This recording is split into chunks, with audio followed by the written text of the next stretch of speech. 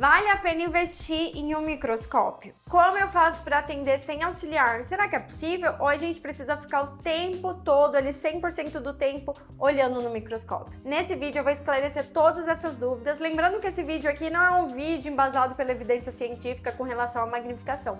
Vai ser um pouco sobre a minha experiência e opinião com relação ao uso do microscópio. Se você não me conhece, eu sou Mariana, sou especialista, mestre e doutora em endodontia, e lá no Instagram, no Endocientíficas, juntamente com a minha sócia Thaís, a gente compartilha conteúdo voltado para uma endodontia mais previsível, segura e baseada em evidência. Bom, com relação ao uso do microscópio, eu comecei a ter contato quando uma das clínicas em que eu atendia adquiriu o equipamento, mais ou menos em 2021, 2022. Mas por muito tempo eu ainda atendia no formato indo delivery, ou seja, indo no consultório dos colegas. Então não era uma realidade constante da minha rotina.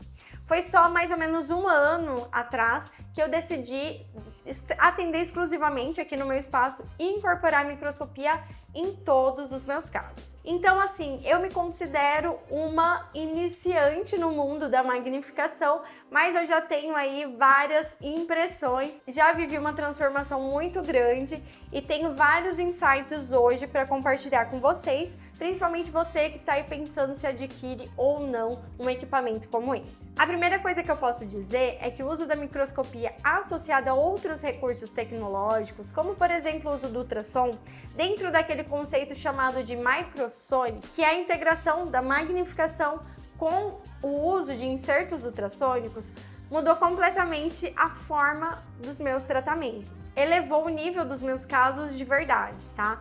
Muitos casos que antes eu não conseguiria finalizar ou eu acabaria encaminhando para algum colega, hoje eu trato com muita segurança e inclusive até com prazer. Eu fico ansiosa e animada quando chega algum caso que é desafiador. Então trouxe muita previsibilidade para os meus atendimentos. Recentemente eu vi uma frase que dizia que talvez você não esteja feliz com a endodontia porque ainda não tem os recursos que tornariam essa disciplina, essa área mais fácil.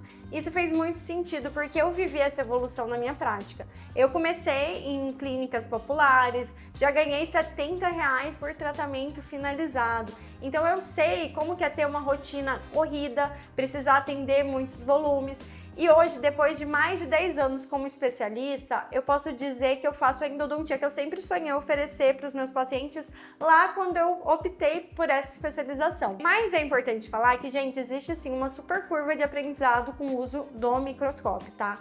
No começo não é fácil, eu acho fundamental ter algum tipo de treinamento. Eu mesma, junto com a professora Simone Nalim, a gente ministra cursos algumas vezes ao ano. Não sei quando você vai ver esse vídeo, mas se tiver a possibilidade de fazer, a gente indica que você faça com a gente. É muito importante porque o uso do microscópio muda muito a forma como a gente atende. E aí eu criei um fluxo de uso, porque existe uma crença de que a gente precisa usar o microscópio o tempo todo, sem tirar o olho dele, naquele estilo meio Gary Carr, né, de uma forma mais avançada, com uma auxiliar extremamente treinada. Gente, isso é uma meta, é um sonho, é uma idealização, eu espero um dia atender dessa forma, só que essa não era a minha realidade nesse momento, então eu precisei adaptar o uso do microscópio à rotina que eu tenho. Então hoje eu faço assim, eu realizo a abertura coronária sem a magnificação, faço isolamento e aí sim eu pego o microscópio para avaliar a câmara pulpar, fazer um refinamento do acesso com insertos ultrassônicos. O preparo eu faço às vezes com magnificação, às vezes não. Depende ali do caso e qual é a complexidade do momento. Mas antes de obturar e antes de colocar a medicação intracanal, eu sempre faço uma inspeção, né, com o microscópio, uma avaliação da câmara pulpar de uma forma bem criteriosa, procurando canais adicionais, trinca. É o momento de fazer aquela checagem final antes de passar para uma próxima etapa. Procedimentos mais delicados, como por exemplo remoção de lima, desgastes específicos, canais calcificados, remoção de pino de fibra de vidro, tudo isso eu realizo com a magnificação. Então não, você não precisa ficar ali 100% do tempo no microscópio, tá? Você precisa saber quando realmente ele vai fazer a diferença e muitas vezes isso vem com o tempo e também com a prática e use sempre nesses momentos pontuais conforme eu te expliquei. Como eu trabalho com a microscopia? Antes de eu falar como eu trabalho, a gente precisa fazer alguns ajustes necessários no equipamento, porque é fundamental que a gente faça para que a gente consiga ter uma imagem nítida e confortável do dente do caso em questão. O primeiro ajuste é a regulagem da distância focal, que é uma distância fixa e determinada pela lente objetiva. Então, existe uma distância exata entre a cabeça óptica e o campo de trabalho, que nada mais é que o dente do nosso paciente.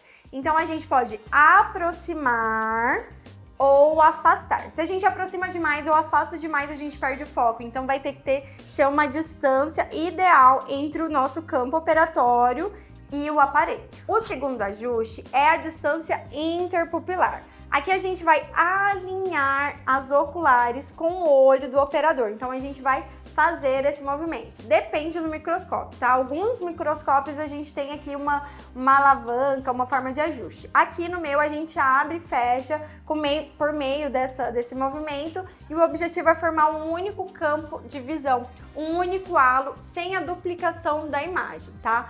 Quando a gente consegue essa observação ali de um único halo, a visualização fica muito mais confortável. O terceiro ajuste é a dioptria. Esse é um ajuste individual que vai adaptar o microscópio à condição visual de cada operador, tá?